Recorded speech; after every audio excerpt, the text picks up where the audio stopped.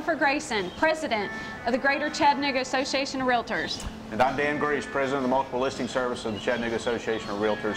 And we're here today at the Tennessee Aquarium to give you the January home sales report. We'd like to thank our friends at the Tennessee Aquarium for allowing us to come down today for our backdrop for our home sales report. Tennessee Aquarium is just a great place to come and visit, and really a valuable asset to our community. The local real estate market remained inconsistent, with the underperformance as its only constant, judging by the statistics just released. In January of this year, Southeast Tennessee and Northwest Georgia area saw the sale of 307 residential units, a 28% decrease compared to the previous month's sales, while showing a 2.7 year-to-date rise from the same period of 2010. We're preparing our members for the rise of a number of major issues in the coming months on both the national and the local scene that we feel will have a major impact on how we do business and how the American dream of homeownership will remain part of the way of life. The Obama administration laid out 3 broad options earlier this month for withdrawing its support from the mortgage market slowly over 5 years or more. We feel that any of these 3 would certainly lead to higher interest rates for borrowers. Rather than lead, the President has outsourced the decision-making to Congress, letting political interests shape the final policy. By handing the decision to Congress, the administration sidesteps one of the most complex and politically explosive questions facing the financial system. We believe that any of the 3 options will almost certainly cause mortgage rates to rise. Those choices outlined include no government rule except for existing agencies like Federal Housing Administration, a government guaranteed of private mortgages triggered only when the market is in trouble, government insurance for a targeted range of mortgage investments that already are guaranteed by private insurers. The government guarantee would kick in only if those private companies couldn't pay.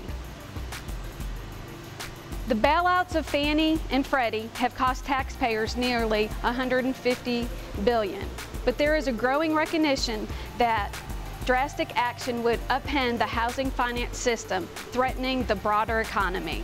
Realtors believe that the continued government participation in the secondary mortgage market at some meaningful level is essential to ensure the flow of affordable and available home mortgages to qualified consumers when private lenders withdraw from the market, as happened during the financial crisis. The current sponsored government enterprises should be replaced with government-chartered, non-shareholder entities that are subject to sufficient regulations on product, revenue and usage, and sound financial practices in a way that ensures they can accomplish their mission and protect the taxpayer. We were somewhat surprised that President Obama's January 25th State of the Union address made no mention of the mortgage interest deduction. The President did convey an interest in pursuing reforms that would improve the competitive position of the corporate America that would not affect the MID. And while the President did reference the Deficit Commission report, we were gratified that he did not specifically embrace any of its recommendations. Moreover, the President did not state any intent to lead a battle of individual tax reform, but rather appeared to leave the details of any individual reforms along with the reform of Fannie and Freddie to Congress. That commission report recommended reducing the $1 million cap to $500,000, eliminating the MID for second homes and converting the deduction to a 12% tax credit. The facts are simple. Housing creates jobs and accounts for more than 15% of the national gross domestic product, or $2 trillion, a key driver in the national economy. For every additional 1,000 home sales this year over last, about 500 new jobs are added to the economy. It's just that important. Closer to home, we continue to monitor the tax situation involving the soon-to-expire sales tax agreement between Hamilton County and the City of Chattanooga.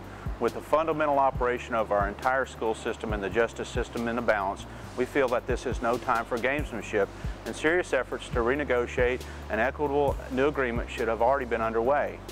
To have a sales tax crisis come on the heels of last year's property tax debates will almost certainly shake the confidence of investors and businesses considering our area for relocation, which will certainly have a negative impact on all property values.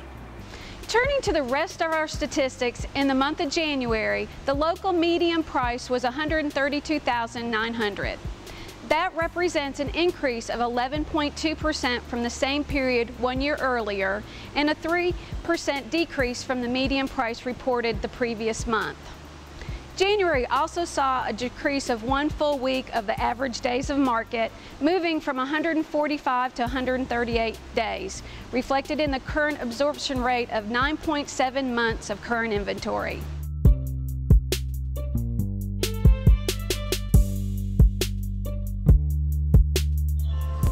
I'm Jennifer Grayson. And I'm Dan Griess.